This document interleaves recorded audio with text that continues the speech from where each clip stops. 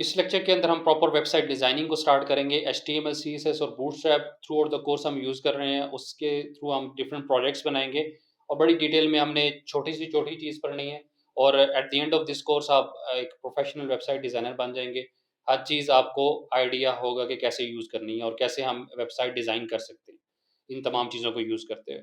मगर उसके लिए आपने इस चैनल को सपोर्ट करना है। लाज़मी सब्सक्राइब करें चैनल को, बेल आइकन को प्रेस करना मत भूलिएगा।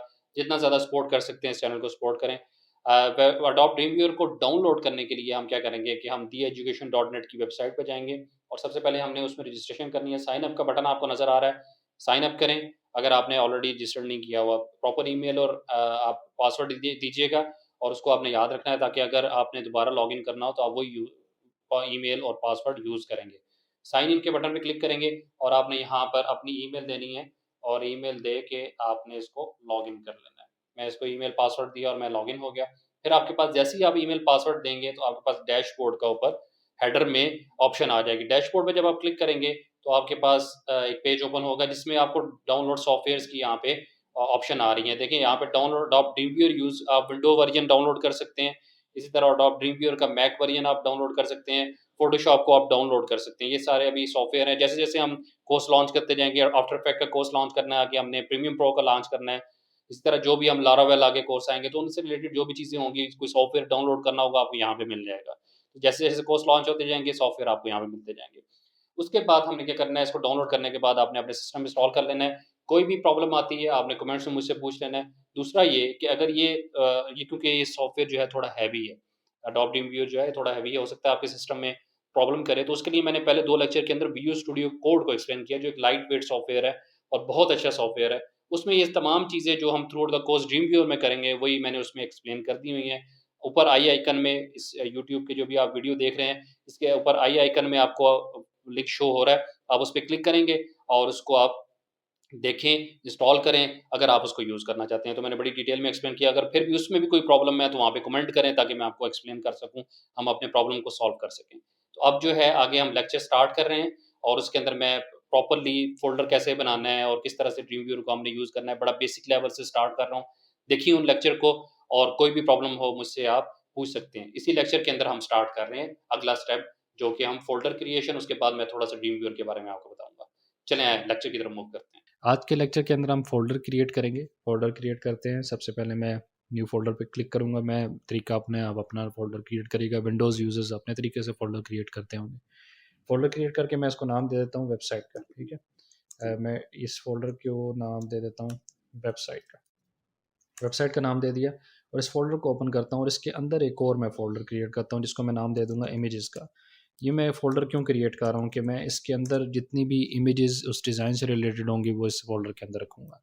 और जो भी मतलब फॉर एग्ज़ाम्पल मैं स्लाइडर की इमेज बना रहा हूँ, नीचे अगर कोई सर्विसेज़ डिफ़ाइन की हैं उसकी इमेजेस होंगी, वो इसके अंदर होंगी और यहाँ पर इससे बाहर जो ये वेबसाइट का फ़ोल्डर है, इसके अंदर जो भी मेरी जैसे होम पेज होगा, कॉन्टैक्ट अस पेज होगा, इस तरह के जो पेजेज़ होते हैं वो हम यहाँ पर इस फ़ोल्डर के अंदर रखते हैं। इस लेक्चर के अंदर हम साइट को क्रिएट करना देखेंगे, फंक्शन क्या होता है साइट का, ये वेबसाइट नहीं समझ लेनी है आपने, इसको साइट ड्रीमव्यूअर के अंदर हम बनाते हैं। क्यों क्रिएट करते हैं, फंक्शन क्या होता है देखते हैं हम इसके अंदर। यहाँ पर एक ऑप्शन जब आप ड्रीमव्यूअर ओपन करेंगे स्टैंडर्ड सेलेक्ट होगा आपका ड्रॉप डाउन से स्टैंडर्ड सेलेक्ट हो और यहाँ पर ऑप्शन नज़र आ रही होगी आपको मैनेज साइट्स की और एक और जगह पे ऑप्शन है ड्रॉप डाउन पे साथ ही ड्रॉप डाउन है उस पर क्लिक करेंगे मैनेज साइट्स। तीसरी जगह कौन सी है साइट का ऊपर हमारे पास ऑप्शन है ड्रीमव्यूअर की और उसके अंदर न्यू साइट्स और मैनेज साइट्स दोनों की ऑप्शन है। हम सबसे पहले न्यू साइट पे क्लिक करते हैं और यहाँ पर एक नाम दे देते हैं वही फोल्डर का नाम दे देते हैं जो हमने पिछले लेक्चर में क्रिएट किया था उसका नाम दे दिया और पाथ पाथ आपने सेलेक्ट करना है, फ़ोल्डर के ऊपर क्लिक करना है और डेस्कटॉप पे जाके वेबसाइट का पाथ दे देना है, उस फ़ोल्डर का पाथ दे देना है जो हमने जिसमें हमने फ़ाइल्स को सेव करना है। उसके बाद एडवांस सेटिंग में जाएँगे और यहाँ पर एक और फ़ोल्डर का लिंक आ रहा है, ये दिखा रहा है डिफ़ॉल्ट इमेजेस फ़ोल्डर और हमने इमेज का फ़ोल्डर दे देना है।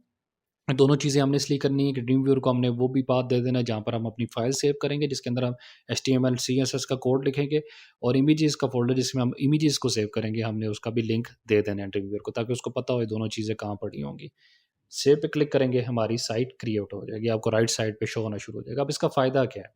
फ़ायदा ये है कि आपको इमेजेस लाने के लिए ड्रीमव्यूअर में बार-बार फ़ोल्डर में नहीं जाना पड़ेगा, कोई फ़ाइल ओपन करनी है, इंडेक्स की फ़ाइल, होम की फ़ाइल, कॉन्टैक्ट अस की फ़ाइल अगर बनाई हैं आपने, मल्टीपल फाइल्स एचटीएमएल की बनाई हैं, तो उनको ओपन करना है ड्रीम व्यूअर में, तो बार-बार फ़ोल्डर में जाने की ज़रूरत नहीं है, यहीं से डायरेक्टली आप उसको ओपन कर सकेंगे, ये इसका फ़ायदा है।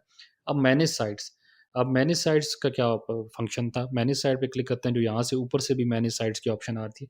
इसका मतलब ये है कि आप यहाँ से अगर इस जो आपने साइट बनाई है, इसको डिलीट करना चाहते हैं, आप डिलीट कर सकते हैं, इस बटन पे क्लिक करेंगे, येस पे क्लिक करेंगे तो डिलीट हो जाएगी, मैं नो पे क्लिक कर रहा हूँ, मैंने डिलीट नहीं करनी।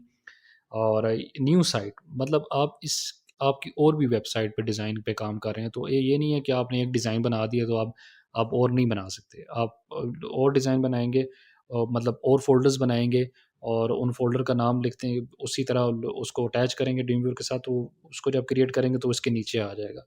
मतलब आप मल्टीपल वेबसाइट डिज़ाइन कर सकते हैं एक टाइम में ड्रीमव्यूअर के अंदर, आपको कोई प्रॉब्लम नहीं होगी। डन पे क्लिक करेंगे, तो यहाँ पर जहाँ पर अभी ये ऑप्शन फ़ोल्डर नज़र आ रहा है, इसके नीचे एक और फ़ोल्डर फ़ोल्डर बन जाएगा अगर आपकी एक और वेबसाइट है, कोई डिफरेंट वेबसाइट है।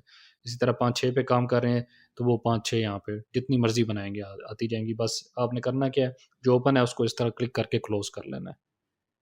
आज के लेक्चर में इतना ही, मिलते हैं आपसे नेक्स्ट लेक्चर में, तब तक के लिए आपसे इजाज़त चाहूँगा। Thank you so much.